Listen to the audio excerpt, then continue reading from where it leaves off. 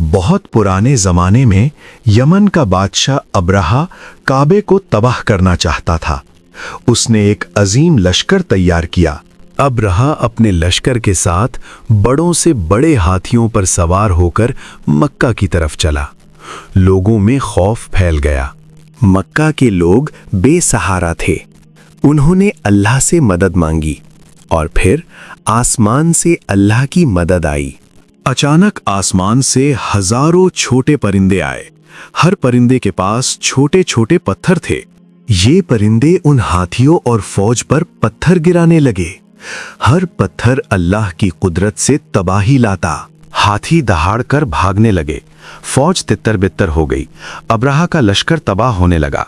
अब्रहा हार कर वापस भाग गया। उसकी ताकतवर फौज छोटे परिंदों से हार गई। काबा महफूज रहा। अल्लाह ने छोटे परिंदों को इस्तेमाल करके अपनी कुदरत दिखाई।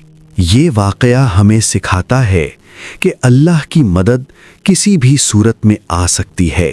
छोटी चीजें भी अल्लाह की मर्जी से बड़ा काम कर सकती हैं। कभी छोटी चीज को कमजोर न समझो। अल्लाह जब मदद करता है तो सब कुछ मुमकिन हो जाता है। सब्सक्राइब करें मजीद वाकयात के लिए।